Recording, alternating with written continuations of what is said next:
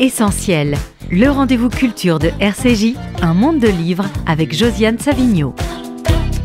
Bonjour et bienvenue dans ce monde de livres de février qui va être un très spécial monde des livres, puisque en fait il ne sera pas question de livre, ou peut-être d'un livre à venir, qui sait. En tout cas il sera question d'océan, d'archéologie, d'actions qui sont menées en France et en Israël. Alors voilà ce qui s'est passé. J'ai voulu profiter du passage de David Onona à Paris pour faire une émission avec lui, parce que donc certains d'entre vous, j'espère, lisent l'Arche et le savent. David Onona et Brigitte Onona-Mannheim tiennent la rubrique archéologie de l'Arche depuis 1 an à peu près, et à l'été ils ont réalisé ce magnifique numéro sur Césarée que vous devriez tous acheter si ça n'est fait déjà. Alors, David Onona, je sais qu'il n'aime pas beaucoup parler de lui, il préfère parler de ce qu'il fait, donc on va commencer par là, mais je ne désespère pas d'essayer de faire parler de lui tout de même. Et j'ai aussi invité 2 personnes qui mènent des actions avec David, Richard Audier, le directeur du Fonds social juif unifié, et Philippe Lévy, qui s'occupe du secteur jeunesse et que vous entendez très souvent sur cette antenne. Bonjour à tous les 3. Bonjour. Shalom les amis. Alors David, vous êtes président de Memories Foundation. Qu'est-ce que c'est que Memories Foundation ? J'en suis juste le directeur général. Memories Foundation, c'est un fonds de dotation donc, qui regroupe 3 entités, 3 activités. Une première activité au service de la mémoire, et on a eu l'occasion d'ailleurs ensemble de traiter des sujets autour de la mémoire. Juste hier, on avait une visite assez intéressante sur les traces de la rafle du billet vert dans le 11e arrondissement de Paris, au gymnase Japy. Donc on travaille beaucoup sur des programmes jeunesse, c'est un peu l'ADN de Memories Foundation, la jeunesse. On a une activité archéologie, effectivement cette rubrique dans l'Arche, mais aussi beaucoup de programmes archéologiques avec des ateliers autour de l'écriture, de l'hébreu, des langues anciennes, de l'acadien, de l'archéologie subaquatique. Et puis on a une activité autour de l'océan. Il y a un lien entre ces 3 activités, parce que souvent on me demande, mais finalement, quel est le fil conducteur ? Alors je dirais, le fil conducteur, il est au carré, c'est comme l'ADN, il y a 2 filaments. Un premier lien qui est la jeunesse. On pense que ces 3 activités font grandir les jeunes, les font mûrir, les responsabilisent par rapport à différents enjeux. Dans l'archéologie, on essaie de montrer les belles choses dans l'Arche. C'est-à-dire que quand on fouille un site archéologique, quel qu'il soit en Israël ou ailleurs, on y trouve des bijoux, on y trouve des objets en verre, on y trouve des pièces de monnaie, on y trouve des choses très belles, parfois de l'architecture, et on y voit l'homme qui pense, on voit des instruments médicaux pour soigner, pour soulager les autres. Et puis on peut tomber sur des fausses communes avec une horreur absolue, avec l'homme destructeur, l'homme conquérant, l'homme qui a besoin d'espace vital. Et donc dans l'archéologie, on voit le meilleur de l'homme et le pire de l'homme. On voit le progrès de la technologie, le progrès des arts, le progrès de la médecine, mais on peut aussi voir effectivement la barbarie humaine. Et dans la Shoah, inutile d'expliquer, on voit aussi les 2 aspects. Les justes d'un côté, c'est la lumière, ce qui nous fait tenir debout, nous, le peuple juif, qui sommes reconnaissants à tous ces non-juifs qui ont tendu la main à une période où c'était difficile. Et puis on y voit effectivement Vichy, la collaboration, les camps, la déportation, les camps d'internement, l'assassinat des bébés, des femmes, des enfants, 1,5 million d'enfants, 6 millions de victimes. Et donc dans la Shoah, on a aussi la lumière et l'obscurité. Puis on va se concentrer sur le sujet du jour, qui est l'océan, la plongée. Je suis plongeur depuis longtemps. Alors, si j'ai bien compris, Memories Foundation abrite plusieurs structures, dont une s'appelle Ocean Citizen. Tout à fait. Et c'est ça dont vous avez envie de parler. Exactement. Et donc, Ocean Citizen, l'idée, c'est de rendre la jeunesse citoyenne de l'océan. L'océan est en crise. On parle beaucoup aujourd'hui d'environnement, du crise du climat. Et j'ai la chance de plonger depuis pas mal d'années, plus de 40 ans, où je fais des bulles sous l'eau, en essayant d'être silencieux, en approchant les poissons, en m'émerveillant devant les coraux. Et j'ai vu malheureusement un site que j'affectionne particulièrement, puisque j'y vis une partie de l'année, à peu près un tiers à la moitié de l'année, Eilat. J'ai vu ce site qui est un des 10 plus beaux spots du monde se dégrader. Et j'ai vu bien sûr aux Maldives, également en Australie, des fonds coralliens magnifiques, des poissons tropicaux qui étaient parmi les plus beaux de la planète, être aujourd'hui détruits à 75-80%. Et donc on vit une crise climatique sans précédent, on n'arrête pas d'en parler, mais de temps en temps c'est quelque chose qu'on touche du doigt, et en Israël, à Eilat, on le touche du doigt. Et dans l'océan, on voit donc des choses extraordinaires, comme un enfant autiste qui plonge avec nous pour traiter justement l'autisme avec des dauphins, ou des enfants qui ont différentes difficultés d'apprentissage. On les met face à un Nemo, et puis on voit des souris, on voit des enfants se détendre. On fait plonger des handicapés également.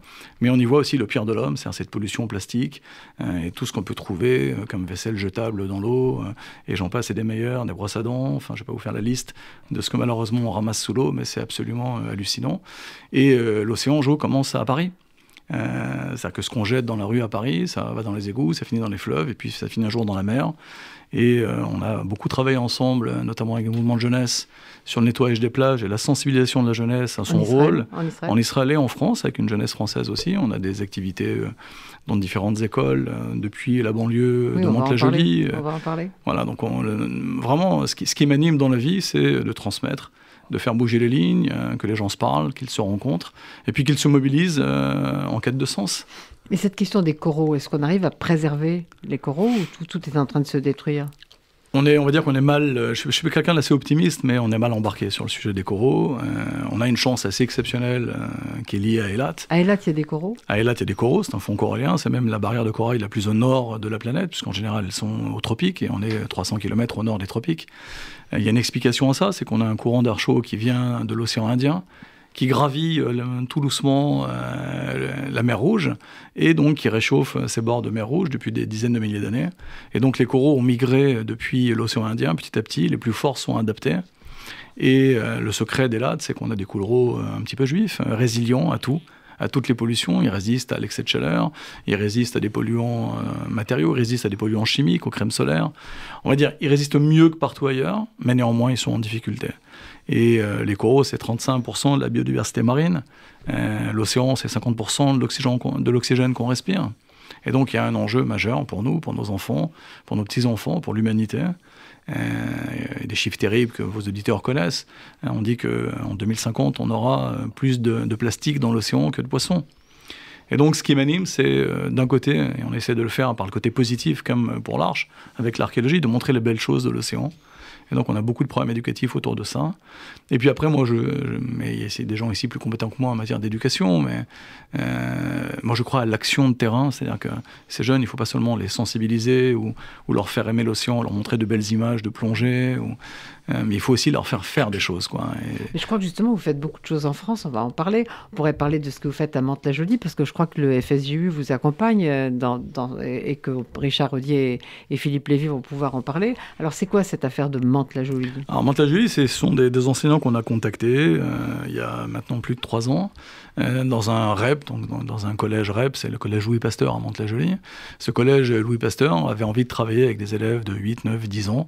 REP, c'est les réseaux d'éducation prioritaire en plus, donc c'est des élèves dont une partie est pas née en France, des situations sociales assez complexes, des enfants qui parfois vivent des vies compliquées en dehors de la scolarité, puisqu'ils sont placés. Et ces enfants qui n'ont pas beaucoup de chance dans la vie, cette école a la volonté de les ramener dans les rails, de leur donner des chances. Et ils ont eu envie de développer un programme autour de l'océan. Et donc on a déployé tout notre projet pilote avec cette école. On a travaillé d'abord une sensibilisation aux enfants. On les a emmenés par exemple à Nausicaa. Vous n'avez jamais vu la mer, les 3/4 de la classe. Donc voir la mer, voir un aquarium, premier contact avec les poissons tropicaux, puis les poissons aussi de la région, l'immensité de la mer, le sourire des enfants, leurs yeux. Ensuite, ils ont travaillé avec leurs enseignants sur, bien sûr, les fonds tropicaux, donc les coraux. Qu'est-ce que c'est les coraux ? Ils étaient convaincus que les coraux, c'était des pierres. Alors les coraux sont des animaux. On a travaillé sur les polluants, on a travaillé sur la baleine, sur le dauphin, parce que ça s'appelait beaucoup aux enfants, sur le petit clownfish qui est le petit Nemo. Ils ont fait une exposition. On a travaillé également dans les arts plastiques. C'est-à-dire qu'ils ont pris du plastique recyclé et qu'ils ont amené de la maison, tout ce qu'on jette dans la poubelle qui est en plastique, et on a fait des œuvres d'art avec. Et ils les ont exposés aux parents, aux élus.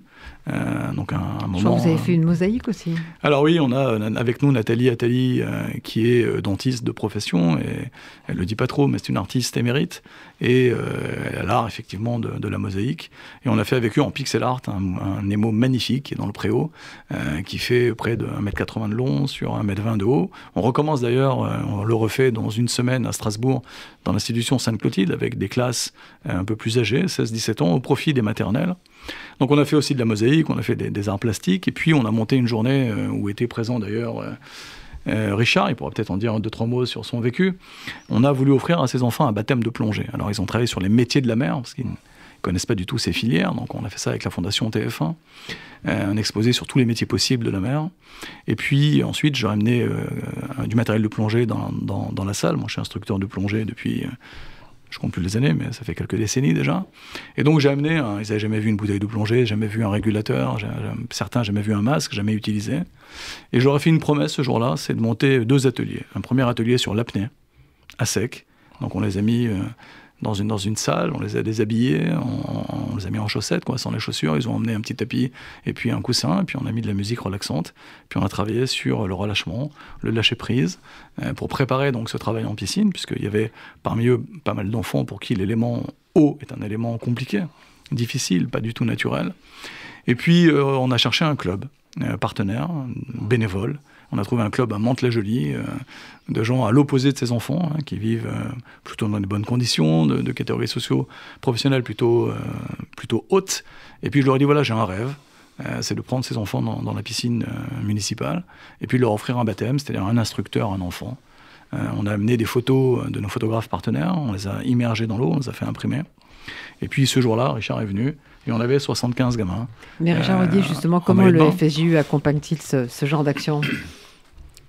On l'accompagne parce qu'en fait, on rêverait que ça soit un modèle pris par les mouvements de jeunesse et par les écoles. Et c'est un sujet pour lequel Philippe Lévy et moi, on se bat au quotidien pour dire que l'éducation passe par d'abord l'amour, la passion, parce que si on est passionné, amoureux, on fait attention normalement à son couple, à ses parents, à son pays, à sa pelouse, à son environnement. On a du mal, et en fait avec David, on a plusieurs passions communes, dont l'archéologie et la mer. Je suis aussi plongeur, et en fait quand on a vu ce projet, je dis mais c'est ce qu'il faut faire. Et donc nous, le problème c'est que le Fonds social juif unifié ne vit que de dons. Et on a des dons qui sont limités sur des programmes, parce qu'on est majoritairement une organisation sur du social, au sens la veuve et l'orphelin. Et là, en fait, on est au cœur du sujet. C'est-à-dire qu'on vient faire de l'éducation. Et en plus, parce que c'est quand même ma casquette Fonds social juif unifié, c'est que les éducateurs parlent arabe ou hébreu, donc ils sont israéliens. C'est que les photos de plongée, c'est des photos des coraux en Israël. Ces gamins, quand moi je suis arrivé, toutes les filles, sans exception, étaient voilées, et les gamins disaient qu'ils parlaient arabe, mais je parlais mieux arabe qu'eux, tout en étant ashkénaze et français, parce qu'en fait ils connaissent pas l'arabe, parce qu'ils l'entendent comme ça, mais ils la savent pas. Et on parle d'environnement, on parle de sauver la planète, on parle arabe, hébreu, on leur montre des poissons. Alors au début, ils sont un peu frileux ou prétentieux, parce que c'est toujours ça. Et l'avantage de l'eau en termes éducatifs, c'est qu'il n'y a pas de mensonge sous l'eau, il n'y a pas de fake news, il n'y a pas de frime, parce que l'eau, en fait, c'est un univers dans lequel on est né, mais dans lequel on a été évacué. Et une fois qu'on y est retourné, avec un détendeur, une bouteille de plongée, si on ne sait pas faire, on est en tension, on va le dire comme ça, n'est-ce pas David ? Et donc on est obligé de se réguler. Et pour ces gamins qui sont un peu turbulents, c'est exceptionnel, parce qu'en fait ils apprennent l'humilité, les règles, respecter un moniteur, un éducateur. Et donc nous, pour Fonds social, en fait on a dit on fait ce pilote zéro avec David. Et le rêve, c'est ce qu'on est en train de monter. On a levé un peu d'argent là pour le programme 2023, mais on doit trouver du financement pour aller avec David et les équipes Noé faire ça. C'est-à-dire que c'est vraiment le meilleur outil, parce que il y a tous les critères de la pédagogie informelle. Ce que l'on fait avec Philippe Lévy dans les colos. C'est-à-dire que, voilà, donner un cadre tout en s'amusant, avec du respect, avec un éducateur, c'est du pain béni. Pour autant, ce pain béni, il n'est pas toujours mangé, parce que tout le monde est dans son quotidien. Mon programme de Maccabiade, mon programme de... Et puis il y a un climato-sceptisme. Et puis il y a un climato-sceptisme de la part de nos jeunes coreligionnaires. On a fait un séminaire avec des éducateurs très aguerris, à part une dizaine qui a fait la fresque du climat, entre ceux qui ont une position très conscientisée en disant finalement la culture prendra toujours le pas sur la nature, entre ceux un peu plus religieux qui pensent à un olam haba, à un monde futur, ou ceux qui nous disent avec des arguties le judaïsme n'a pas approuvé qu'il est green, parce que entre le Rav Kook qui était végétarien, l'année de Jacher en Israël, etc., et qui quelque part s'exonère d'une action immanente, on a quand même, en tout cas pour le public de nos jeunes coreligionnaires, des jeunes qui nous disent c'est pas mon souci principal. Ils n'ont pas tellement manifesté pour la marche pour le climat. On les a pas vus, à la différence de la jeunesse nationale, dans les rangs de ces manifestations-là. On a pourtant des jeunes universitaires, étudiants, qui globalement peuvent travailler des sujets sur l'urgence climatique, qui ne sont pas plus éco-anxieux que ces autres jeunes. Donc là, il y a un vrai sujet. Et c'est pour ça que je reconnais que le travail de rendre tangible par l'action, par l'archéologie, par le fait d'être un petit chercheur ou de plonger, donc ce côté immersif, c'est pour nous l'occasion justement de casser cette approche dans les mouvements de jeunesse qui est parfois très théorique, il n'y a qu'à, faut que. Là, ils sont face à une urgence, que ça soit plonger, que ça soit faire une fresque du climat, où ils se rendent compte de manière assez systémique que tout est lié en fait. Et on a des jeunes qui ont fait ce fresque du climat, qui sont sortis notamment dans le cadre du séminaire qu'on a fait, et ça a étayé le fait qu'il fallait absolument qu'on ait des partenariats avec Ocean Citizen, qui nous ont dit, ça y est, je peux relier les exodes migratoires avec un épandage massif de Monsanto sur des terres qui vont toxifier l'ensemble des populations. Ils ont retrouvé tout ce lien, et ils comprennent enfin pourquoi le problème est global, mais tant qu'ils ne l'ont pas touché du doigt au sens vraiment propre, ça reste encore assez théorique. Et malgré le fait que certains aient un bon capital culturel, social, et qu'on peut imaginer, si on voit la littérature, que globalement ce sont les jeunes les plus armés qui vont aller grossir les rangs des militants, là, étonnamment, c'est pas encore ça. Donc, climato-sceptisme qu'il faut absolument battre en brèche, parce que tu as raison, il peut y avoir aussi des comportements assez, pas méprisant, mais par certaines organisations, on va nous dire l'écologie, ne nous la ramenez pas dans nos colos, les colos qui ne sont pas vertes, qui ne sont pas du tout éco-responsables. Les colos n'y est pas encore.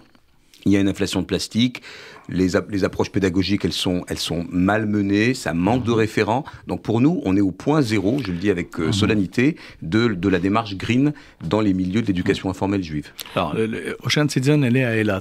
À Eilat, moi je suis quelqu'un qui aime faire des ponts entre les gens, entre les cultures. À Eilat, on a commencé avec une école pilote qui est une yeshiva tichonit, donc un lycée, mais avec une orientation religieuse. Et ce lycée s'est doté d'un club de plongée interne. On forme aujourd'hui 149 personnes à la plongée, et ces jeunes, à Eilat, tous les ans. Et ces jeunes, ils n'avaient jamais nettoyé, par exemple, une plage. Donc jamais été confrontés au filtre de cigarette qu'on jette, aux bouteilles en plastique qu'on laisse. Puis en Israël, on a aussi un problème de propreté, parfois, sur les sites. On a des progrès à faire dans le domaine, et on a mis ces jeunes avec leur kippote, avec leur tzitzit, sur les plages. On les a mélangés d'ailleurs avec d'autres populations, et ils ont complètement changé de portage et de regard. Quand je parle des jeunes de Mantes-la-Jolie, c'est la même chose. Mais justement, David de Mantes-la-Jolie, je suppose qu'un certain nombre de ces élèves sont musulmans. Et donc vous arrivez, vous êtes juif, mais un grand nombre. Vous êtes juif, israélien, vous arrivez avec votre kippa, ça se passe comment ? Ça se passe avec beaucoup de curiosité, on va dire. Et en même temps, ils sont très vite. Il y a deux choses qui se jouent très vite. La première, c'est qu'ils comprennent qu'on vient leur offrir quelque chose. Et donc, ils ne payent pas pour ça. Et donc, c'est quelqu'un qui vient pour eux, qui dégage du temps. On vient avec des jeux, des quiz, beaucoup de techniques. On a une équipe enseignante là-bas qui est extraordinaire. C'est des enseignants qui sont mobilisés au-delà du temps de travail, des réunions le dimanche. Moi, j'avais plein de préjugés sur l'éducation nationale en France. J'en suis revenu parce que j'ai vu des enseignantes de biologie, de sciences, de physique, une proviseure se mobiliser. Et des élèves qui sont venus me toucher parce qu'ils n'avaient jamais touché de juif, ils n'avaient jamais vu en vrai à part à la télé. Et puis très vite, on dépasse tout ça parce qu'on a un langage commun qu'on va développer, une passion commune. Ils ont trié les poubelles chez eux, ils ont fait des sculptures en plastique, des objets qui sont absolument hallucinants. Et petit à petit, ils sont rentrés dedans, c'est-à-dire ils ont trouvé du sens. Et puis, on a joué, par exemple, sur les fiches en biologie marine pour parler des dauphins. Je leur ai demandé de le faire en anglais. Et donc, ils ont travaillé avec leur prof d'anglais. Et c'est comme Monsieur Jourdain, quoi. Ils se sont mis à parler l'anglais tout en travaillant officiellement sur l'océan. Et puis les arts plastiques aussi. Des élèves de quel âge, David ? Des élèves qui ont entre 8 et 12 ans, 13 ans. Ils ont grandi. Et puis on a un projet phare qu'on essaye de développer ensemble.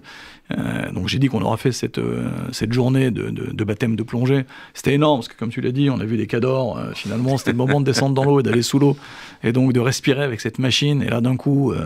il n'y avait plus de cadors. Et Richard Audier, vous y étiez ? Oui, j'y étais. Alors c'est très drôle parce qu'un des caïds de la classe qui jouait des gros bras en surface, bien évidemment, il a paniqué et puis il n'arrivait pas à mettre la tête sous l'eau, à respirer. Et puis il disait il a un problème avec les palmes. Bon, c'est vrai qu'on a un peu rigolé. Les filles, elles étaient plus à l'aise, plus calmes, plus détendues.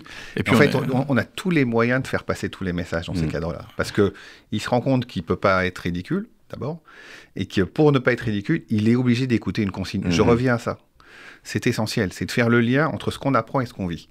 Et on parle, parce que par moments, on a un peu de gouaille 68 heures, j'allais dire, de gueuler et de dire ça ne va pas. Mais si, c'est un peu ce qu'on dit avec Philippe et David, si c'est pour faire les prières de je ne sais quoi, de dire on est ouvert vers l'étranger, la veuve et l'orphelin, mais on a peur aux premières personnes qui est différent, mais c'est pas possible.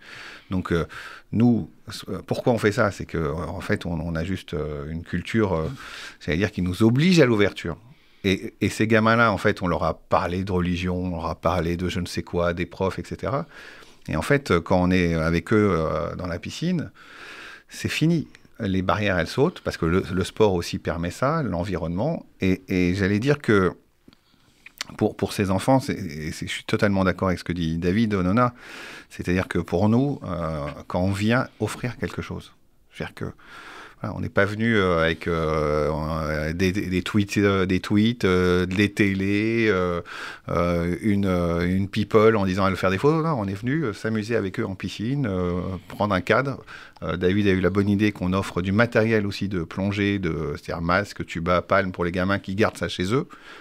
Mais franchement, vous recevez tellement. Cette journée-là, moi, je l'appelle abus de bien social. Hein. C'est-à-dire que moi, j'ai passé une journée de travail, mais je ne l'ai pas vu, quoi.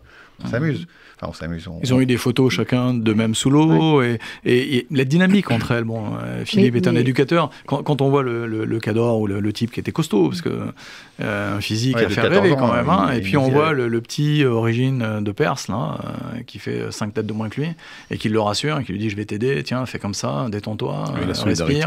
Et finalement, le grand, il regarde le plus petit en se disant lui, c'était mon souffle-douleur, mais finalement, il est plus costaud que je pensais, il a du courage. Les filles qui me disaient non, on va pas le faire, mais finalement, elles le font. L'interaction avec les moniteurs aussi bénévoles, tous bénévoles, 10 personnes qui ont pris une journée de congé. Mais David Donat, c'est une histoire au long cours. Vous êtes engagé sur on s'est engagé sur 3 ans. 3 années scolaires. Oui, on s'est engagé sur 3 années scolaires. J'ai un engagement moral auprès d'eux. J'espère que je pourrai le tenir. Je me bats avec vraiment, je rame, je souque, ferme dans la barque, puisque je voulais absolument leur offrir une semaine le niveau premier de plongée, dans ce qu'on appelle le PADI, Open Water Diver, la première étoile de plongée. J'aurais aimé les emmener sur la côte. Et ça, il faut le faire dans la mer. Ça, il faut le faire dans la mer. On a eu un financement, une promesse de financement de la Fondation l'Institut Rothschild pour un montant important. On cherche encore 70% du budget. Bien évidemment, on fait ça ensemble. Et donc, il y a des enjeux, quoi, hein, parce que le programme, c'est une sensibilisation, des ateliers éducatifs. Pour l'heure, vous avez fait une année ? Non, on a fait plus de 2 ans et demi chez eux. Oui. Et là, on a débuté le programme il y a 1 an à l'institution donc Sainte-Clotilde à Strasbourg, et on va le débuter à Lorte.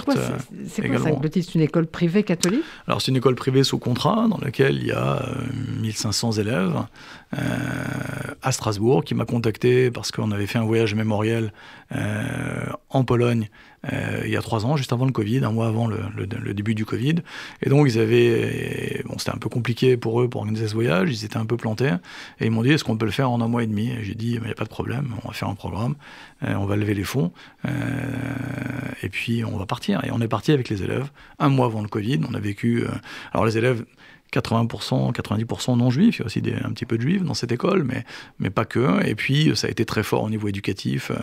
Je pense à un des gamins qui est rentré, qui était un ado un peu compliqué, et qui a fait une lettre à son père en lui disant « Écoute, papa, ces 2 dernières années, j'ai été un peu agité, j'ai pas été très sympathique, j'ai fait beaucoup de bêtises. À l'école, j'ai rien fait, à part embêter mes profs, mes camarades. Et là, je rentre de Pologne, j'ai passé 5 jours avec David, et je voulais te dire 2 choses. Je t'aime. Donc il a écrit ça à son père, il lui a fait une lettre, et il m'a fait une copie de ça. Et 2, je vais me mettre à travailler et je vais demander de l'aide. Et on est 3 ans après, ce gamin, il est au bac. En tête de classe, il s'est mis à travailler, il a arrêté des bêtises, donc le directeur m'a dit écoutez, vous avez quoi encore dans le cartable? Donc je dis il y a Ocean Citizen, il y a l'archéologie, et puis on s'est lancé là-dessus. On a un voyage mémoriel en France, une grande première, puisque les parents étaient un peu frileux sur l'Ukraine, mais on va partir avec Lorte. Puis on a ce projet Ocean Citizen, je vous dis, on va poser, on a fait un quiz sur la mer Rouge, les coraux, la semaine dernière. On a commencé avec une trentaine de jeunes, on a fini, on était plus de 50. Ils ont adoré ce quiz, on l'a corrigé. Et c'est ce qu'il faut saluer chez David. C'est-à-dire que moi, je l'ai accompagné pour la Marche des Vivants, des voyages de mémoire. C'est tout cet arsenal des méthodes actives, de l'éducation informelle qui font passer tellement de choses par rapport on va dire, à l'éducation conventionnelle et la circulation de la parole, la solidarité entre pairs, le fait que les jeunes aussi arrivent à surmonter leurs réticences. Bien sûr, il y a des esquives, il y a des rires, il peut y avoir... et personne n'est laissé sur le bas-côté, c'est-à-dire qu'il y a cette vigilance. Et je crois vraiment, tu parles d'amour, mais il faut aussi te tendre ce miroir, c'est que voilà, c'est un éducateur qui est passionné, et Ocean Citizen, c'est aussi une méthode. Je veux dire, c'est une méthode qui permet à ces jeunes, dans une mixité sociale, dans des référentiels qui sont un peu chahutés, parce qu'on sait que les jeunes sont happés par les écrans, qui sont dans l'instantanéité. Tu as raison de dire que, sans filer plus que ça la métaphore, mais être dans le bain, se mettre dans le bain, faire une checklist, être dans le temps long, comprendre qu'on ne peut pas remonter tout de suite, vérifier son matériel, tout ça aujourd'hui, c'est très compliqué, alors que les gens sont dans l'instinct et dans l'instant, en fait. Donc tout ça, cette manière et quand même, il y a un fil conducteur, je trouve, on parlait de la mémoire de l'eau, mais ce travail à la mémoire, c'est-à-dire que ces jeunes deviennent aussi des ambassadeurs, donc ils sont porteurs de cette mémoire-là, et c'est vrai qu'ils ne sortent jamais, c'est jamais anodin, et ils se sentent aussi porteurs d'une responsabilité, donc on est en train de construire des citoyens, et ça, oui, c'est pour ça que ça s'appelle Ocean Citizen. Oui. Citizens, parce qu'on veut les rendre citoyens, acteurs de leur vie, responsables de leur vie, et en cassant les préjugés. Donc c'est vrai qu'à travers l'eau, il y a aussi un travail sur eux-mêmes. Il fallait les voir, ces gamins, tenir une apnée de 3 minutes après 1h30 de relaxation.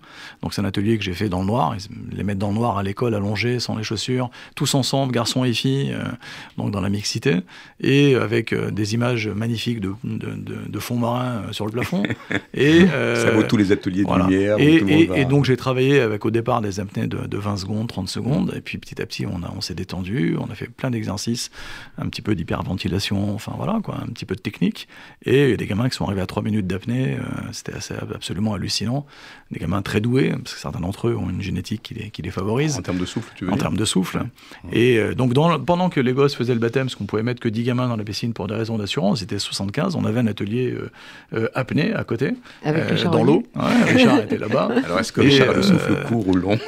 Mais Richard Audier, le FSJU soutient globalement Ocean Citizen, si je comprends bien, dans toutes ses actions. C'est-à-dire que franchement, moi je suis très frustré, hein, je le dis avec tout l'amour que j'ai pour cette maison et ce qu'on fait.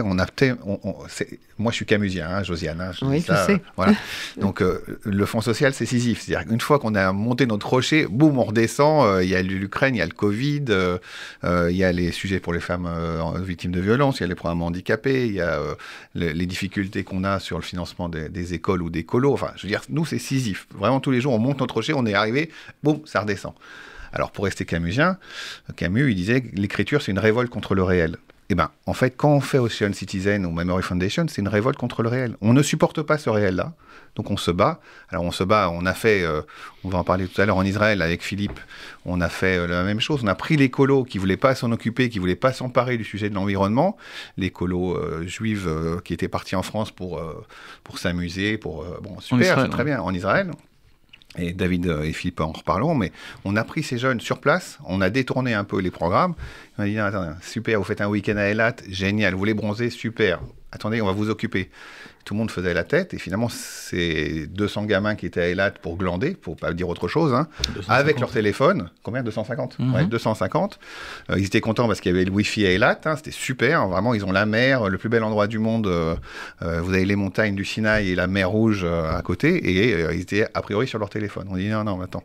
On vous offre, voilà, vous voulez pas, on vous offre des seaux pour mettre des cigarettes dedans. Et on vous offre une découverte de la plage. Et on vous explique ce que c'est des coraux. On les emmenait à la réserve de corail. Ce sont ces jeunes qui ont nettoyé la plage. Oui, alors ce qui est extraordinaire, c'est qu'effectivement, grâce à ce partenariat, Myriam Fedida a beaucoup travaillé avec nous, ainsi que Ilanit Rosner de la Chava israélite, qui est le partenaire un peu historique aussi de Noé, sous l'égide Noé, hein, sous le branding Noé. Et donc, on s'est associés Noé, tous la ensemble. Marque du éducation du FSJU. Donc, effectivement, on s'est associés et on a fait 4 choses très différentes ce jour-là. La première chose qu'on a fait déjà, c'est de leur dire, on va s'amuser, parce qu'on va aller se baigner dans la réserve de corail, on va aller visiter l'aquarium sous-marin d'Eilat, qui est un des plus beaux du monde, mais avant ça, on va travailler. et pas seulement travailler, on va ramasser des poubelles, ramasser des mégots de cigarettes, des bouteilles en plastique sur les plages, au milieu des touristes. Et donc on leur a fait un petit support qui est peut-être passé dans les photos, dans lequel on a mis le temps de dégradation des différents objets usuels qu'on trouve sur les plages. En anglais, en français, en arabe, en espagnol. Donc ils avaient chacun, ils ont fait l'ambassadeur, ils ont ramassé, les filtres garçons et filles. Ça ne se désintègre jamais. Ça met des années, ça devient du microplastique, c'est ingéré par les poissons, ça nous abîme l'organisme, puisque ça pose des problèmes hormonaux, enfin c'est une pollution, quoi. Et donc on leur a dit, vous allez le faire, mais vous allez le faire avec des Israéliens de votre âge. Et donc il y a une organisation qui s'appelle Shomrei HaMifratz, les gardiens du golfe d'Elad, qui ont leur âge, une trentaine d'Israéliens qui sont venus, et il y a eu aussi dans cette journée la rencontre entre des adolescents du même âge. Je vous avoue que pour les Français, se baisser, ramasser, c'est un peu compliqué parce que certains enfants sont pas, on va dire, les coutumiers de ramasser des poubelles ou des immondices ou leur t-shirt dans des seaux. Et quand ils ont vu l'Israélien le faire, parce que ces jeunes Israéliens sont recrutés tous les ans par la mairie d'Elat pour se succéder sur les plages et donner l'exemple, ils ont petit à petit joué le jeu. Et on a vu des choses incroyables, comme des touristes qui les voyaient sur leur transat, donc il faisait quand même 40 degrés. Ils voyaient ces jeunes Français et Israéliens ramasser des bouts de cigarettes, les mettre dans des bouteilles en plastique, dans des seaux, ramasser des bouchons de bouteilles en plastique, des bouteilles en plastique. C'était si sale que ça, cette plage ? Ah ouais, c'est impressionnant, comme toutes les plages du monde. Et j'ai vu des touristes se lever un peu honteux, quoi, et puis désenfouir le fil de cigarette, et puis le mettre dans le seau, puis discuter avec eux. L'exemplarité donnée par des jeunes, c'est quelque chose qui est très puissant. Très important. Philippe Lévy, vous avez participé à ça ? Non, je n'y étais pas. En revanche, on travaille sur un pilote avec les organisations de jeunesse dans le cadre de l'organisation de leur séjour en Israël, pour qu'il y ait au moins 2 jours, justement, autour des activités d'Ocean Citizen.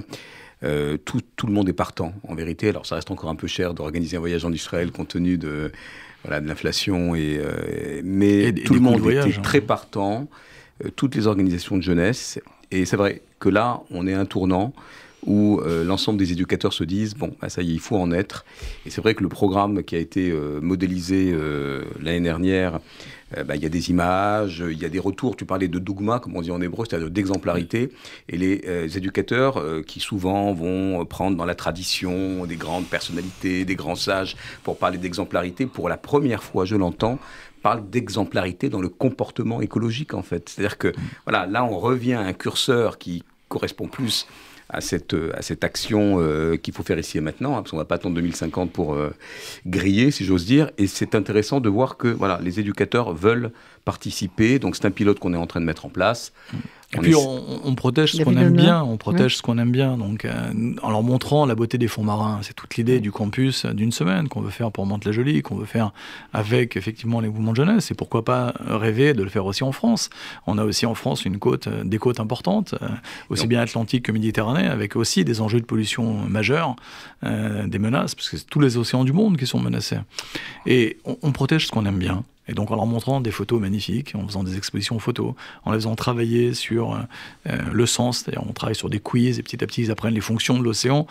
Vous savez, Jo, chaque fois que vous respirez, toutes les 2 respirations, c'est grâce à l'océan. On oublie ça. Je leur dis aux enfants, si on se mettait sur un satellite en orbite spatiale, on ne verrait pas une planète Terre, on verrait une planète bleue. Parce que 78% de la surface du globe est bleue. Et depuis la Lune, on voit la planète bleue et pas une planète Terre. Parce que les terres, c'est 28% de ce qu'on peut apercevoir de marron quand on est dans l'espace.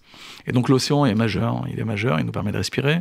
Il absorbe 93% de l'effet de serre, de l'excès de chaleur. Vous imaginez, les océans ont déjà monté de 1,5 degré. Le niveau monte, mais la chaleur augmente également, ce qui crée de l'anoxie. Ils absorbent 30% du dioxyde de carbone, les océans. Ils nous permettent de respirer, je l'ai dit, c'est une respiration sur 2, 50 à 75%. Quand les jeunes prennent conscience, quand les jeunes voient la beauté des océans, ils se sentent responsables, qu'ils ont fait quelque chose, oui, ça change tout. Mais ça change la direction. On a un biais important en Europe, c'est que le mouvement écologiste a été porté politiquement par une forme d'engagement politique qui est, je ne vais pas schématiser parce que je n'aime pas essentialiser, mais qui est majoritairement anti-sioniste. Il n'est pas anti-Israël, il n'est pas à Israël, il est fortement anti-sioniste. Donc ces gamins-là, quand ils ont entendu parler d'écologie en regardant TF1, BFM ou je ne sais quel autre média, ou RCJ, pour eux, ils voyaient un écolo qui disait, voilà, pour sauver le monde, il faut faire fin à l'apartheid israélien. Donc l'image étant tellement forte, ils se sont en fait sortis de cette réflexion. Ouais, je vais même rebondir, si tu me permets de couper, d'un point de vue scientifique. J'ai dit que ces coraux israéliens, d'Eilat, mais ils ne sont pas que israéliens, ils sont aussi en Jordanie, ils sont aussi en Égypte, en Arabie Saoudite, parce qu'on partage ce golfe à 4 pays quand même. C'est quand même assez extraordinaire. Ces coraux peuvent aider la planète. Pourquoi ? Leur progression le long de l'océan Indien a pris de l'océan Indien jusqu'à la mer Rouge et jusqu'au golfe d'Aqaba a pris des milliers d'années. Et seuls les plus forts des coraux, c'est vraiment Darwin, a survécu. Et donc ils ont une résilience, ces coraux. On a un stresseur de corail, je ne sais pas si on aura le temps de voir le petit film, mais il y a un stresseur de corail à Eilat, dans lequel on les fait, normalement ça vit entre 20, 22 degrés et 24, 25, 26 degrés les coraux. Dès qu'on est à 28, 29, 30 degrés, c'est trop chaud. Et donc ils meurent. Ils expulsent les zooplanctels, ils expulsent donc les algues qui les composent, et au final, ils meurent de faim, et ils meurent de chaleur. Et donc après, la vie meurt autour d'eux. Et les coraux israéliens résistent mieux à tout, à la chaleur, aux polluants. Donc ce sont des super coraux. Et on a fait une action absolument extraordinaire avec le lycée Tzvi Eilat et l'université Ben Gurion. On a pour la première fois replanté des coraux. C'est-à-dire qu'on a une nurserie de corail au sud d'Eilat, à la frontière avec la Jordanie, dans les eaux territoriales de la marine israélienne. Par 20 mètres de fond, personne n'accède à cet endroit. On est parti avec l'université hébraïque et l'université Ben Gurion. Donc c'est un mix d'universités qui sont associées. Et avec le lycée, des jeunes, on a monté un laboratoire au lycée avec 2 chercheurs, et là aussi vous êtes partenaire. Le FJU Israël est partenaire depuis l'origine, depuis plus de 2 ans et demi de ces projets. Eh bien on est allé prélever des coraux, des boutures de coraux, et on les a replantés dans les coraux, donc dans la partie nord du site, qui est aujourd'hui surtout abîmée, non pas par le réchauffement climatique, puisque je vous ai dit qu'on est assez résistant, mais abîmé par les crèmes solaires, par les plongeurs, par les gens qui font pas attention, par les gens qui se mettent debout, par les gens qui rentrent pas sur la plage dans les canaux qui sont autorisés pour éviter justement d'abîmer les coraux. Et on essaye d'enrichir donc ces coraux en replantant les coraux. Et je l'ai vu avec 3 jeunes surdoués qui sont déjà en train de publier des papiers scientifiques alors qu'ils étaient complètement sur le côté dans le système scolaire, parce qu'inadaptés, ils ont été pris en main par ce lycée.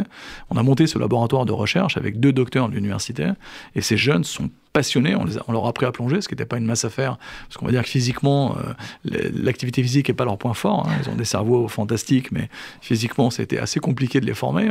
Chaque fois, on relève, j'y suis le 6 février, on a à nouveau 75 jeunes qu'on va à nouveau former à la plongée, parce qu'on fait toutes les classes à tour de rôle. Et donc, Memories Foundation, le fonds, a financé une partie du matériel de plongée. Là, on va ramener une vingtaine d'ordinateurs de plongée. On va ramener des lampes à coraux, des lampes à UV pour éclairer les coraux la nuit. Et donc ces jeunes ont replanté pour la première fois des coraux, ce qui est une émotion assez forte, parce que ça veut dire qu'on peut faire quelque chose, on peut inverser un mécanisme, et peut-être aussi ces coraux israéliens, on peut les replanter aux Maldives, pays musulmans, aux Seychelles, on peut les replanter peut-être en Australie, on peut les bouturer, et peut-être que finalement l'avenir de la planète viendra aussi de cette région. Et donc je dis ça aux enfants, je dis tous les chercheurs du monde viennent à Eilat pour étudier la résilience des coraux d'Eilat. Ils sont un peu juifs, ces coraux, donc ils résistent, ils ont résisté à tout, et quelque part, ils sont une chance pour la planète. Et Israël, c'est aussi montrer Israël autrement, c'est aussi montrer le pays autrement. Dans le festival de la plongée, où également, vous suivez ça, le Red Sea Festival, qui a aussi été soutenu par la Fondation Rothschild en France. On réunit des plongeurs de Jordanie, on réunit des plongeurs d'Égypte, des plongeurs israéliens. On va plonger en Jordanie, on nettoie les fonds en Jordanie. On va plonger en Égypte, on nettoie les fonds en Égypte. On va plonger en Israël, on nettoie ensemble. Et on n'est plus sur la politique. Oui, mais le problème, d'après ce que dit Richard Audier, c'est plutôt en Europe. Alors, en Europe, on a les mêmes préjugés que dans la région. Ma conviction à moi, mon rêve, ce serait de voir des éducateurs juifs aller au-devant de ces banlieues, aller au-devant de ces jeunes, et montrer un autre visage de la communauté. Quand moi je dis aux jeunes dans la Torah, parce que vous avez peut-être remarqué, je porte une kippa, j'en suis plutôt fier, mais d'un judaïsme ouvert sur l'autre, dans la Torah, on a le Nouvel An des arbres, et on a dans Bereshit, dans la Genèse, dans Genesis, l'obligation pour l'homme de travailler la terre et de la garder. L'ishmor, de la garder. Shmor al-olam yeled. Garde, petit enfant, surveille et protège la terre. Et c'est vrai que parfois, malheureusement, dans le milieu craignant Dieu, on oublie nos responsabilités envers la nature. Et on doit respecter la nature, comme on doit respecter les animaux dans le judaïsme.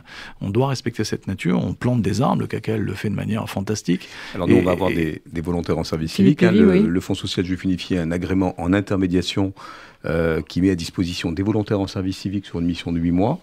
Alors pour l'instant, c'est sur la mémoire, c'est sur le bénévolat, sur la citoyenneté, sur des sujets qu'on peut considérer être des zones de confort. Et là, on est en train, pour une dizaine, de les identifier pour qu'ils travaillent notamment en partenariat avec Ocean Citizen et qu'ils soient des ambassadeurs de l'océan ici, en France, et qu'ils aillent effectivement au-devant de ces REP, toujours avec l'accompagnement éducatif d'Ocean Citizen. Et c'est vrai que c'est un déterminant qui nous réjouit parce qu'il y a des jeunes qui viennent nous voir en disant « Moi, c'est l'écologie, j'ai envie d'aller porter ce message-là, de faire des fresques du climat, d'accompagner des jeunes qui n'ont pas forcément le stock de mots pour expliquer le fait qu'ils ont envie d'y aller, mais c'est compliqué. » Donc, on est plutôt rassurés, c'est plutôt prometteur d'avoir cette petite cohorte qui va venir travailler là-dessus. On a un dialogue précieux avec le FSJU, que ce soit en Israël, avec la structure locale ou avec le FSJU ici. C'est que l'ADN du FSJU, c'est le social. Ça, je crois que je l'ai bien compris, c'est dans le terme même, Fonds social juif unifié. Et la notion d'unification, c'est quelque chose qui est clé pour moi. C'est créer des ponts et se parler. Dans nos sociétés, je le vois avec tous les enfants, quels que soient les sujets d'ailleurs sur lesquels j'interviens. Chacun est dans sa bulle, chacun est dans sa vérité. Et il faut laisser tout ça de côté. Il faut arriver à se regarder comme des humains. On est sur la même planète, dans le même bateau. Et il faut laisser les dogmes de côté. Il ne faut pas avoir peur, parce qu'on peut être avec une kippa debout devant des jeunes musulmans à Eilat. Et je le dis aussi à nos jeunes. Et à Mantes-la-Jolie. Et on peut être fier de ce que l'on est, tout en les respectant aussi, et leurs valeurs ne sont pas inférieures aux nôtres, ils ont le même sang rouge qui coule dans les veines, et la planète bleue, elle est bleue pour tout le monde. Et donc, ce fonds social juif unifié, dans nos projets, on fait du social. L'éducation, c'est aussi du social, c'est donner une chance à ces jeunes. Quand Richard Rodier dit c'est décisif, c'est parce que vous essayez, Richard Rodier, d'ouvrir les actions du fonds social juif unifié. C'est compliqué financièrement. C'est compliqué financièrement parce que nous, on a pris comme parti pris que pour être solidaire, pour être généreux, pour être engagé, pour se battre contre ce fameux réel, il faut être cultivé. Alors, cultiver, donc on a un département que vous maîtrisez bien, Josiane Savigno, c'est la culture, puisque vous êtes la secrétaire de rédaction de l'Arche, en disant, mais si on se cultive, si on lit, si on apprend les histoires, l'archéologie des pays, l'archéologie des sites, quand tout ça est mis en cause, ou par des fake news, par exemple sur l'archéologie, c'est très important. Quand on voit les traces successives dans une région, personne ne peut dire je suis là le premier, donc c'est vraiment des éléments... Où j'étais la seule et j'ai toujours été là, sans que les autres soient là. Donc on est confronté à une réalité scientifique. Quand on lit, on se cultive, on voit une différence. Et donc, c'est parce qu'on crée des citoyens cultivés que derrière, ces gens-là vont être généreux et donner de l'argent pour qu'on puisse aider la veuve et l'orphelin dans nos actions sociales. Et la démarche citoyenne, c'est pour ça que ça s'appelle Ocean Citizens.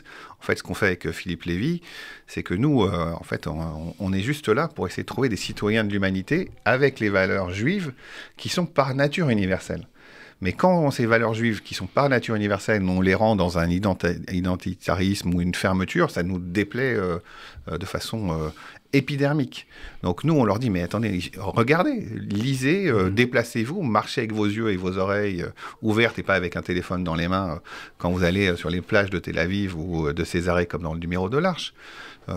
Quand on a fait ce numéro, Josiane Savigno le sait bien, c'est que tout le monde connaît Tel Aviv pour ceux qui vont en Israël. À une demi-heure en voiture, il y a le plus beau site archéologique du monde qui s'appelle Césarée. Et combien de touristes français, pour ne parler que des Français, sont allés se promener réellement à Césarée. Non pas un mariage, une bar mitzvah à Asdod-Yam et manger un très très bon chipoudé sur la plage. Mais se promener, voir les mosaïques, les mikvés, le travail des Romains, le travail des Turcs, l'aquaduc, voilà. Tout ça, quand on est confronté à ça, on est citoyen de l'humanité, on n'a aucun problème. Et donc, on est juif et universel. Alors, Brigitte, mon épouse, qui écrit principalement, moi je complète, je l'aide, il y a certains articles que j'ai signés, mais notre idée, c'était venir au-devant de cette communauté française. On est très fiers de notre culture française, de la langue de Molière. On a toujours cultivé dans la famille tous mes enfants qui vivent en Israël, qui sont heureux. Mes petits-enfants parlent français. L'idée, c'est de venir vers vous, quoi. Et c'est vrai que l'Arche nous donne une possibilité de montrer cette archéologie israélienne dans le respect. Et pour ça, l'archéologie, c'est précieux. Quand tu dis que Césarée, c'est un des plus beaux sites du monde, on peut parler en archéologie subaquatique. On avait fait ensemble une émission sur les pièces fatimides, qui ont le plus grand trésor de pièces d'or jamais trouvé en Méditerranée, le plus grand, le plus important, 7,5 kg d'or pur. Entre 3 et 12 métaux. Les premières pièces, j'ai parlé de ça aux enfants d'ailleurs à Mantes-la-Jolie, les premières pièces où la shahada, donc la profession de foi musulmane, est inscrite sur une pièce de monnaie. dans l'histoire. Et ces pièces, je peux vous le dire, ont eu une importance clé dans les rapports israélo-arabes avec les pays du Golfe, puisque Israël a mis en avant cette culture, on a promu, on a fait une exposition à Londres, et les monarchies arabes ont vu qu'Israël respectait cette culture de nos cousins, finalement, qui étaient là. En même temps, il n'y a pas très longtemps, on a sorti une épée croisée absolument magnifique, sûrement de la croisade de Richard Cœur de Lion, complètement intact, concrétionné, qui est en train d'être nettoyé. Et bien évidemment, on a aussi des enfants juifs avec le nom du roi, pour le roi, qu'on trouve en mer. Et donc on a ces 3 religions monothéistes qui sont passées. Là. C'est une terre de passage qui a été prise, conquise, reconquise. Bien sûr, les juifs ont suivi les Cananéens. Bien évidemment, ensuite, il y a eu les Byzantins, puis la conquête arabe, puis les croisés, puis à nouveau Salah ad-Din, puis l'Empire ottoman pendant plus de 400 ans, les Britanniques, l'État d'Israël aujourd'hui. Mais c'était une terre de passage avec des strates successives. Oui, c'est ce qu'on voit dans ce numéro sur Césarès, c'est que tout le monde est passé là, et toutes les cultures doivent se parler, parce que cette terre, elle est magnifique, elle a un message à donner, qui est un message de paix. C'est pas pour rien qu'en hébreu, on se dit shalom, quand on se dit bonjour, qu'on souhaite la paix. Les Arabes nous disent salam alaikum, alaikum salam. Et donc, bien, dans la vie, j'ai pourtant porté les armes, et je continue de les porter. Je suis toujours actif dans la réserve en Israël, mais il faut savoir aussi s'attacher à ce message de paix, regarder l'autre dans les yeux, à égalité de dignité, le faire grandir. Et c'est ça le message que Memories Foundation essaye de faire valoir en France et de promouvoir. Alors, je prends mon bâton de pèlerin avec Brigitte, on vient. Mais justement, on est parfois impatient. À propos de bâton de pèlerin, tout ce que vous faites, David Onona, coûte cher. Donc, comment on se finance? Il y a des dons, il y a le Fonds social vous aide, d'accord, mais... Le Fonds social, j'ai parlé effectivement, alors il ne sera pas content, mais j'ai parlé de Rothschild, l'Institut Rothschild qui nous a financé. Et puis, je voudrais parler de tous les anonymes. Hier, on a fait une magnifique balade sur le thème de l'arabe du Biaver à Japy. Puis, on a un monsieur qui a donné tout de suite 1 000 € pour financer les voyages de l'Orte et de Sainte-Clotilde en Pologne et en France. Et puis on a eu des petits dons, 300 €, 200 €. On est présent sur Internet, on a un payasso, donc un lien direct qui permet de donner avec tous les avantages fiscaux. On a des donateurs qui viennent en Israël et petit à petit, il faut intégrer le temps français, qui n'est pas le temps israélien. Il y a un bon côté dans le temps français. Moi, je regoute le dimanche. J'ai l'impression que la vie s'arrête, alors qu'en Israël, le dimanche, on est à fond. Mais là, on est dans le temps français, donc on peut demander aux Français de faire un effort français. Voilà. Mais on est dans le temps français aussi, dans la longueur, dans la difficulté de mener des projets. Il y a aussi cette culture où il faut beaucoup parler, il faut laisser le temps au temps. Et Israël a une vitesse d'exécution plus rapide.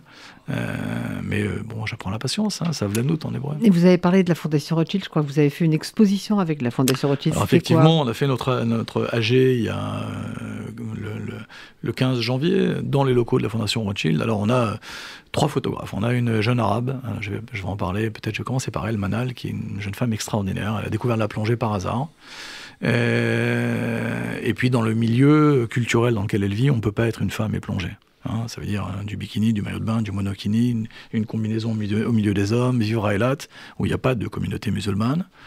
Elle a voté avec ses pieds. Et donc elle a décidé de passer ses niveaux de plongée, puis de devenir un master diver en plongée. Et puis elle a pris la photo sous-marine, et elle est douée, elle est extraordinaire. Et elle a fait un article très émouvant dans la presse israélienne en expliquant que finalement elle a sacrifié sa vie de femme, parce qu'elle va jamais se marier. Parce qu'elle ne peut pas se marier en dehors de sa communauté, elle n'a pas trouvé un homme qui l'accompagne à Eilat, et elle a décidé que, entre guillemets, ce qu'elle laissera au monde sont ses photos des fonds d'Eilat. Et donc, c'est une des 3 photographes qui est l'ambassadeur d'Ocean Citizen. Les 2 autres sont Boaz Samorai. Et elle était dans cette exposition de la Fondation Rothschild. Il y a donc Boaz Samorai et Noam Kortler, qui sont 2 autres photographes absolument de dimension internationale, mais qui sont d'une humanité, d'une proximité avec les enfants. Ils offrent ces photos. Et donc, on les expose effectivement à la Fondation Rothschild. On fait nos réunions dans cette salle. C'est absolument magnifique. Je rêverais de les voir d'ailleurs dans les locaux ici. Ce serait vraiment quelque chose d'intéressant, de surprenant, ça calme. Hein. Vous savez, chez les dentistes, je m'amuse en Israël de temps en temps, on va chez le dentiste et on a une musique très calme et avec des photos, des fonds marins, des lattes. Et j'avais demandé à mon dentiste, mais bon, moi je suis pas content. Hein. Moi c'est ce que je fais quand je vais chez le dentiste, je ferme les yeux, j'imagine que je suis immergé dans mon petit aquarium à Eilat. Et il m'a dit, mais tu peux pas savoir, ça calme les gens, quoi. Ça repose, ça calme, ça, ils respirent. C'est presque de l'hypnose, quoi. Ils suivent les poissons et puis je peux mieux travailler. Et donc il y a une vraie vertu de ces photos. Au-delà de faire aimer, de faire découvrir les fonds marins. Et donc, voilà, on est plein de projets, plein d'énergie. Et justement, à propos de fonds marins, je voudrais qu'on parle de vous quand même. Et on a encore un peu de temps pour parler de vous, David Onona. Donc, je sais que vous avez été longtemps inspecteur à l'autorité des antiquités israéliennes, chargé du trafic d'antiquités. Alors, j'aimerais bien en savoir un peu plus sur ce trafic d'antiquités. Qui trafique qui ne trafique pas. et à quoi ça sert Alors, le et quelle ampleur ça a? Le Reshut HaAtikot, qui est l'autorité qui gère l'archéologie en Israël, Israeli Antiquity Authorities, donc a une unité spéciale, c'est une unité spéciale avec des pouvoirs de police et des pouvoirs militaires, et des gens qui ont une formation, c'est la chance que j'ai eue, énorme, au-delà de vivre avec une archéologue depuis plus de 37 ans, j'ai rencontré les plus grands archéologues israéliens, pour me former, parce que pour être inspecteur général aux antiquités israéliennes, il faut quand même avoir un niveau culturel et une compréhension de ce qui motive les voleurs et de ce qu'on a comme trafic sur les marchés internationaux. Alors, je veux bien parler du shod, on est dans un domaine un peu confidentiel. Le shod en hébreu, c'est ce piratage d'antiquités, ce vol d'antiquités. Les années où j'ai rejoint cette unité, on m'a demandé, on est venu me chercher, parce qu'on a estimé que j'avais un profil et des compétences qui allaient avec ça. C'est les années de l'État islamique, où l'État islamique a mis en pièces l'archéologie en Irak, en Syrie. Ça sert au terrorisme. Bien évidemment, c'était la deuxième source de financement de l'État islamique. Et quand le FBI, la CIA, les services israéliens se sont rendus compte, et bien évidemment Interpol, de ce trafic qui finançait l'État islamique, on a vu des horreurs. On a vu en Syrie des archéologues qui ont été abattus dans des villes du Décapolis en public pour obliger les autres archéologues à fouiller et à livrer tout ce qui était monnayable sur les marchés. On les a vus vider les musées et les réserves des musées et les vendre au plus offrant. Et malheureusement, Jo, il y a toujours des acheteurs, que ce soit, et le plus terrible, c'est parfois même des musées officiels de différents pays qui blanchissent entre guillemets. Vous avez retrouvé des choses dans les musées ? Bien sûr. Des musées qui vont, par des différents circuits, authentifier ces pièces comme si elles avaient été fouillées dans les années 60-70, et ça n'a pas de valeur. Alors il y a les musées qui sont malheureusement acheteurs, et puis il y a des collectionneurs privés également, qui sont passionnés, et qui sont prêts à mettre des sommes folles pour une pièce de monnaie de l'époque de Bar Korva, la révolte de Bar Korva, ou une époque... les collectionneurs sont terribles parfois. Sont terribles, ils n'ont aucune limite, ce sont des gens passionnés. Le problème, c'est que ça alimente le trafic et que ça rentrait dans les caisses de l'État islamique. Donc on a fait un immense travail en Israël, parce qu'on était une plateforme d'écoulement de ces pièces vers l'Europe, vers les États-Unis et vers la Russie. Et donc l'unité a été musclée, entre guillemets. Et donc on a procédé à peu près à 150 arrestations, des enquêtes, plusieurs millions de dollars saisis. On a fait un énorme travail. Et puis voilà, après on ne peut pas trop en dire plus. On a déclenché une opération qui a toujours lieu, dont je suis très fier. Dans le désert de Judée, on a les rouleaux de la mer Morte. Et dans ces rouleaux de la mer Morte, il y a à peu près 830 grottes cachées dans le désert de Judée. On en a fouillé 11 de manière scientifique, et les autres ont été pillés au cours des siècles. Et donc Israël Chasson, le directeur des antiquités, et Amir Gador, le chef de l'unité, le directeur de l'unité contre le trafic, a décidé que cette fois c'était fini, quoi. Et on a lancé en 2017 un énorme travail qu'il a fallu aussi financer, de visite de l'ensemble de ces grottes avec des drones, avec une équipe de gens qui font de l'escalade. Et j'ai monté la première opération dans la grotte des crânes avec près de 2000 volontaires qui se sont succédés en plein désert de Judée et qui descendaient en rappel dans la grotte. Et on a retrouvé des choses incroyables, encore récemment, des pièces de la révolte juive de Bar Korva, des rouleaux, mais des choses qui ne sont pas publiées scientifiquement, donc on ne peut pas tellement aborder ça. Mais je suis très fier d'avoir participé à cet élan. J'ai arrêté des gens en Israël, tout type de gens, des juifs, des non-juifs, des trafiquants, souvent à la tête sont des juifs, qui vendent ensuite ces objets vers l'Europe. Il faut savoir que quand on fouille de manière comme un pirate, comme un voleur des sites d'antiquité, on détruit la science. Parce qu'après, on ne peut plus dater, on ne peut plus lire l'histoire. Donc c'est un attentat contre l'histoire et la mémoire des hommes aussi. Mais David Onona, quand on vous écoute, le temps passe très très vite. Mais je voudrais qu'on dise quand même encore un mot pour finir de ce que vous faites aujourd'hui. Vous êtes guide, je pense que Richard Audier a profité de vos lumières, non? Oui, Philippe a profité de mes lumières en Pologne. Encore hier, puisqu'il nous a fait l'honneur et le plaisir de nous rejoindre pour cette visite un peu iconoclaste. Mais Richard Audier en Israël, non? Richard Audier nous on tourne ensemble parce qu'on est passionnés des mêmes sujets, voilà. David et moi. Donc, mais je voudrais juste dire, juste dans le sens de l'archéologie, justement, une des visites qu'on a fait ensemble avec David, qui concerne l'islam, on est allé visiter un musée à Jérusalem, le musée Rockefeller. Et c'est intéressant aussi par rapport à l'histoire et à l'ouverture. Parce que dans ce musée, on retrouve des pièces qui sont dans le musée. Certaines ne sont pas visibles, mais celles-ci, elles sont visibles. De portes de mosquées du XIIe, du XIe, du XIIIe siècle, en bois, avec des femmes sculptées. Et là aussi, quand je pense à ce qu'on voit en Iran, et pardon d'être encore une fois un peu militant, mais ce qu'on voit, ce régime barbare, ce qu'il fait sur les femmes en Iran ou sur les démocrates, mais qu'ils aillent voir leur histoire sur place, hein, on voit dans les fouilles qu'on a retrouvées, c'est des portes de mosquées avec des femmes sur place. Bon, je sens qu'on va se faire tuer par Daniel Tapia et Maxime Van Der Beek qui ont réalisé l'émission. Donc, on va éviter de se faire tuer, de terminer cette belle émission. Moi, j'invite les auditeurs à vraiment soutenir Memories Foundation, soutenir le FSJU, parce que quelque part, effectivement, on est ensemble. Mais on a fait cette émission pour ça, David. Et effectivement, on guide un certain nombre de personnes en Israël, de familles, plutôt en mode privé. On les fait rentrer au laboratoire des monnaies, dans des endroits confidentiels. C'est ce qu'on peut faire quand on a travaillé aux Antiquités, comme mon épouse, pendant plus de 20 ans. Moi, j'y ai passé 3 années. Et donc, on a effectivement un network qui nous permet de voir des choses exceptionnelles. Voilà. Mais merci à tous les trois. Merci à vous. Et nous se retrouvons le mois prochain. Et maintenant, le journal de Rudi Saada. Merci, David. Merci, Jo. Merci, Josiane. Merci.